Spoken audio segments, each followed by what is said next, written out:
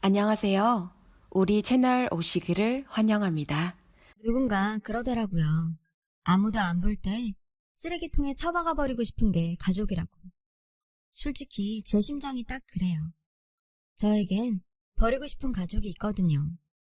허구한 날 사고만 치는 오빠와 그걸 장남이라고 감싸고 도는 아빠. 저는 이 두 사람 때문에 불행한 인생을 살아야 했어요. 그 이야기를 하려고 사연을 보내게 되었죠. 제 어린 시절은 그리 행복하지 않았어요. 아빠는 늘 오빠와 저를 차별하셨거든요. 얼마나 정도가 심했는지 주위에선 아빠를 제 새아빠로 오해할 정도였어요.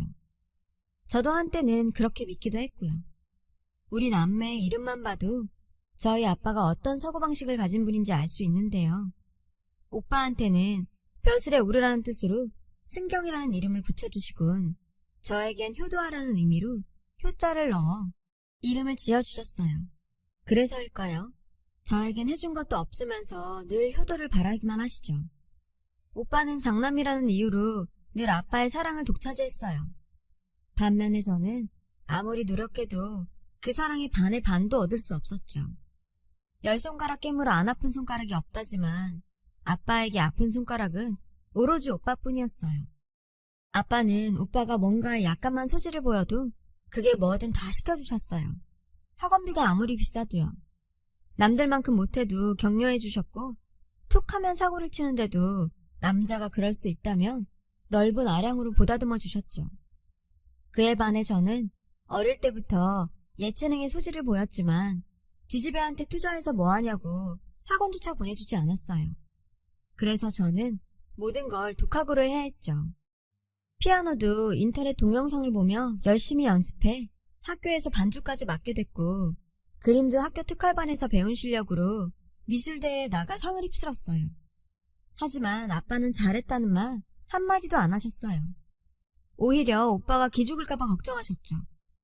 그러던 어느 날 엄마가 교통사고로 갑작스럽게 세상을 떠나셨어요. 이후로 아빠의 차별은 더욱 심해졌고요. 제가 옷 좀 사달라고 하면 교복 입는데 무슨 옷이냐고 타박을 하셨고 용돈 좀 달라고 하면 지지배가 돈 쓸 데가 어딨냐며 들은 척도 안 하셨죠. 그러면서도 오빠한테는 옷이며 가방, 신발까지 모두 브랜드 제품으로 사주셨어요. 덕분에 오빠는 부잣집 아들이라는 오해를 받을 정도였죠. 이렇게 대놓고 차별하는 아빠 때문에 오빠는 점점 더 의기양양해졌어요. 그래서인지 오빠는 어느 순간부터 저를 식모 부리듯 하기 시작했어요. 넌 여자가 돼선 요리 솜씨가 그게 뭐냐? 그래서 어디 시집이나 가겠어? 엄마가 돌아가신 후부터 요리며 빨래며 다 제가 하게 되었는데 그런 제게 미안한 마음은 못 가질 망정 오빠라는 인간은 허구한 날 반찬 타령을 해댔어요. 찌개가 맵다, 국이 짜다, 나물은 싱겁다. 정말 콩쥐구박하는 팥쥐가 따로 없었죠. 그래서 참다 못해 가끔 대들기도 했어요. 그때마다 아빠는 오빠 편을 들었고요. 네 오빠는 너 시집가서 혹여 요리 못해 쫓겨날까 걱정해서 그런 거 아니냐. 정말 꿈보다 해몽이었죠. 그렇게 부자는 둘이 똘똘 뭉쳐서 모든 걸 제 탓으로 돌렸고 그럴수록 저는 정말 집에 들어가기 싫었어요. 아빠 눈에는 자신과 닮은 아들만 보이고 저는 안 보였으니까요. 아빠는 종종 당신의 어린 시절 사진을 꺼내 오빠와 사진을 비교하시며 자신과 똑같다고 자랑하곤 하셨어요. 무슨 우월한 유전자라도 되는 양 말이죠. 아주 아들 바보가 따로 없었어요.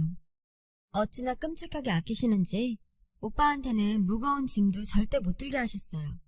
대신 여자인 저한테 들게 하셨죠. 하지만 학교에서는 정반대였어요. 당시 오빠랑 저는 같은 학교에 다니고 있었는데 학교에서 유명 인사였어요. 정반대의 의미로요. 오빠는 개교 이래 최고의 문제아였고 전 누구나 인정하는 모범생이었거든요. 수준별 수업도 오빠는 늘 하위반이었고 저는 늘 상위반이었어요. 거기서도 늘 1등을 독차지할 정도였죠.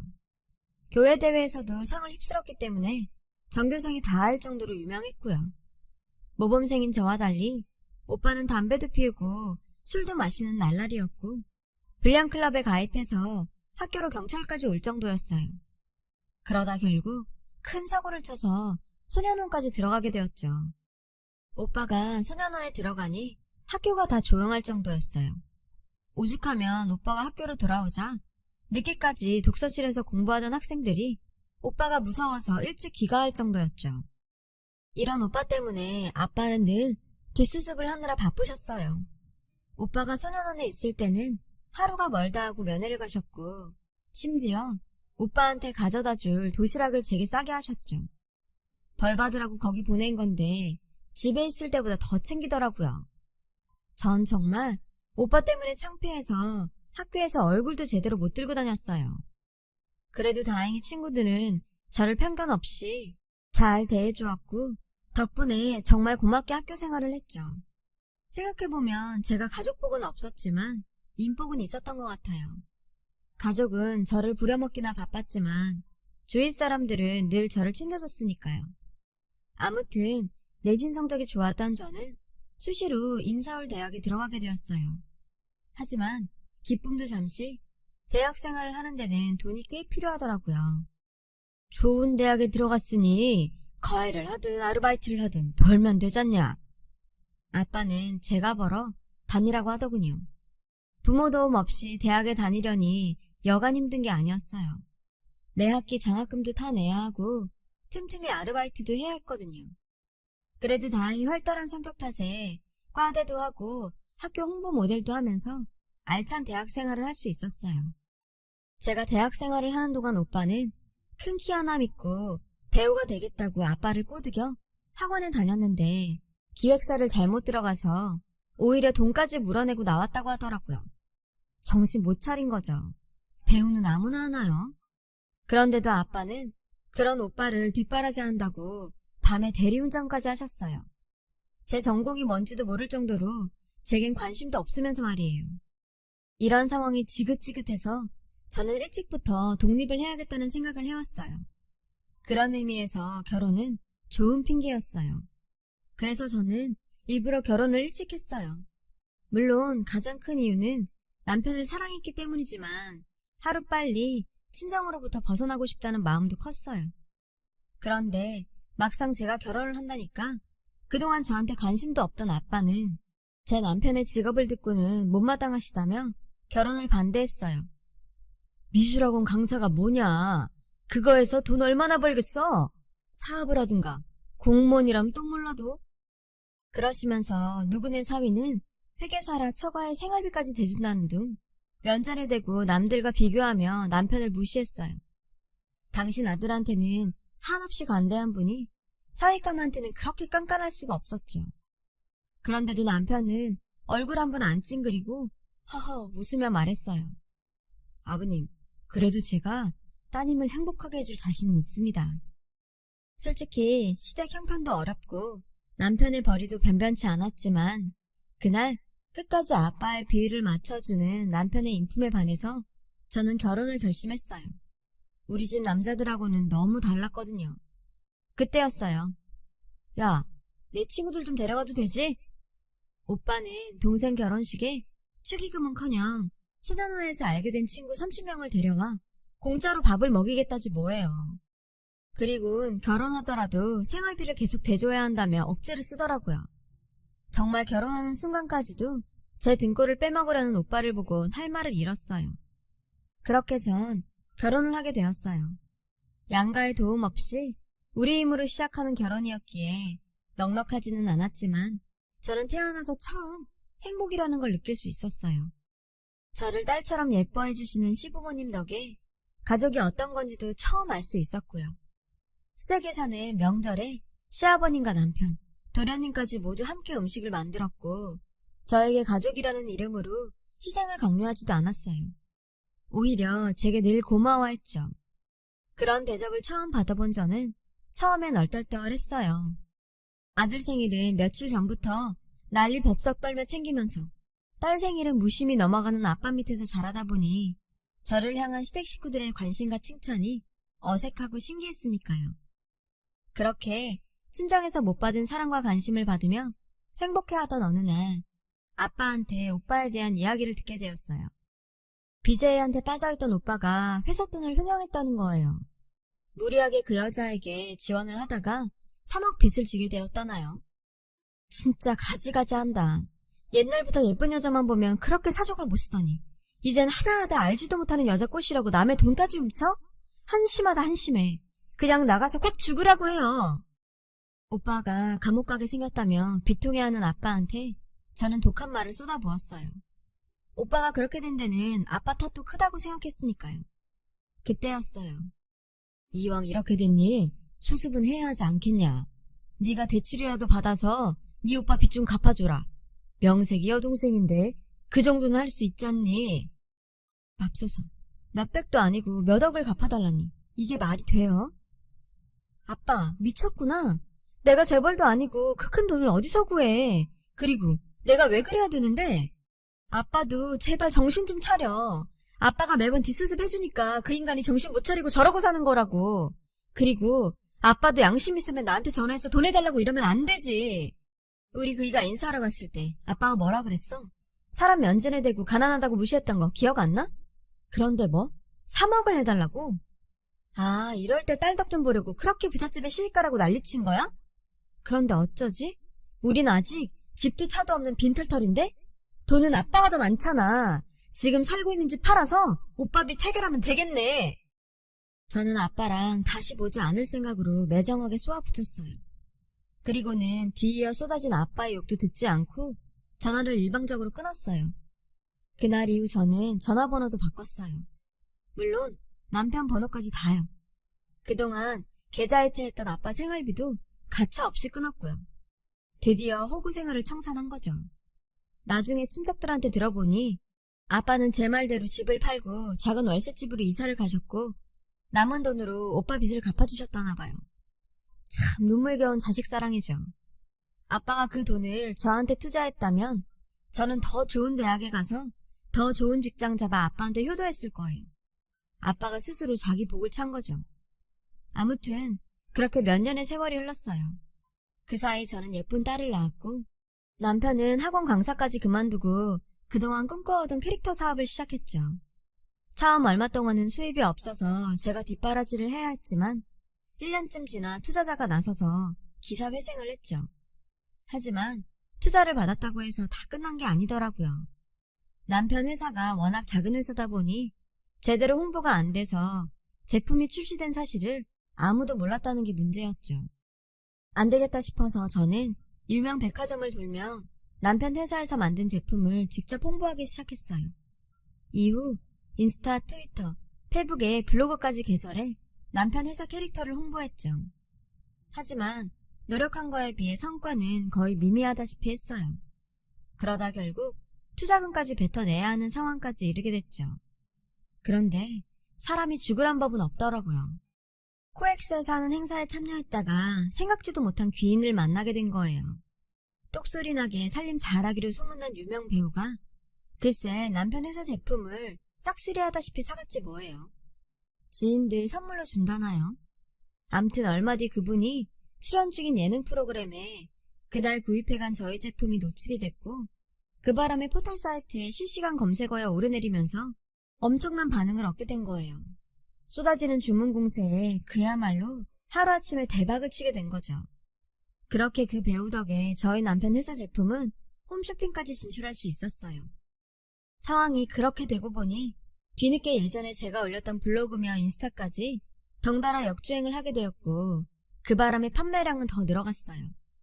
그렇게 호되게 돈벼락을 맞자 사는 맛이 나더라고요. 왼수 같은 아빠와 오빠가 찾아오기 전까지는요. 이사간 저희 집 주소를 어떻게 알았는지 불쑥 찾아왔더라고요. 하필 딸 앞이라서 돌려보내지도 못하고 집으로 들였죠. 그랬더니 들어오자마자 그동안 우리 사이에 아무 일도 없었다는 듯 제 딸을 보고 예쁘다는 둥, 용돈을 준다는 둥 호들갑을 떨더라고요. 저는 남편과 딸을 내보내고 얘기를 시작했어요.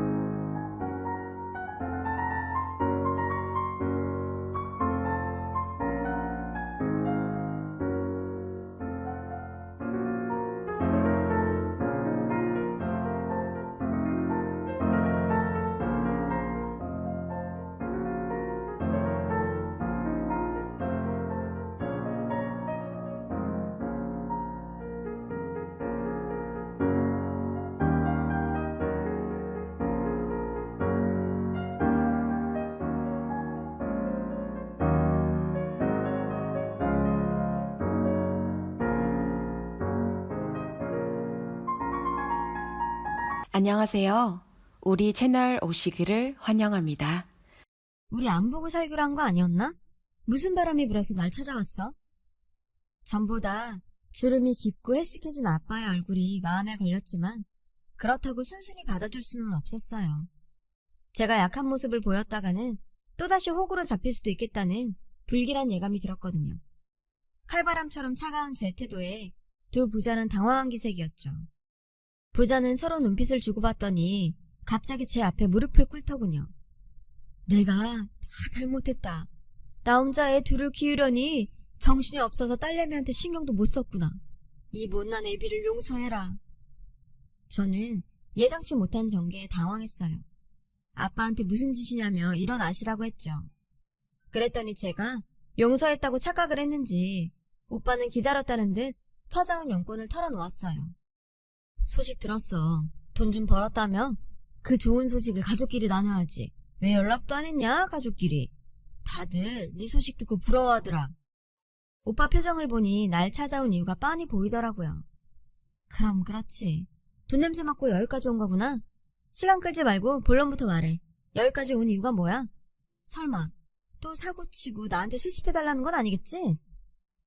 저는 아무 생각 없이 툭 던진 말인데 제 말이 끝나자 두 부자는 도둑질하다 걸린 사람들처럼 놀라더라고요. 순간 오빠가 인상을 팍 썼어요. 아빠는 오빠 눈치를 보다가 얼른 나섰죠. 이놈이 그래도 지가 장남이라고 집안 살려보겠다고 아등바등 하다가 그만 일이 커졌지 뭐냐. 차마 말을 잇지 못하는 아빠를 보며 저는 기가 막혔어요. 왜? 이번에도 BJ한테 별풍선 쐈어? 아님 카지노에서 돈을 잃었나? 저는 화를 참으며 비아냥거렸어요. 그랬더니 꼴에 오빠라고 제 말투가 참기 힘들었는지 자리를 박차고 나가버리더라고요. 아빠는 그래도 끝까지 남아서 저한테 두 손 싹싹 빌며 사정을 했죠. 집 다시 찾아주겠다고 주식에 손을 댔다가 사채까지 썼지 뭐냐. 이달까지 6억 못 갚으면 네 오빠는 죽은 목숨이다. 아빠는 마치 곡을 하듯 바닥을 치며 우셨어요. 집이고 차고 다 팔고 가진 것도 없는데 일을 어쩌냐. 저 자식 저러다 스스로 목숨이라도 끊는 건 아닌지 모르겠다. 어젯밤에는 꿈에 내 엄마가 찾아와선 네 오빠 걱정에 울기만 하더라. 이제는 돌아가신 엄마까지 팔아 어떻게든 동정심을 끌어내려고 난리더군요. 하지만 저는 눈 하나 깜빡 않고 말했죠.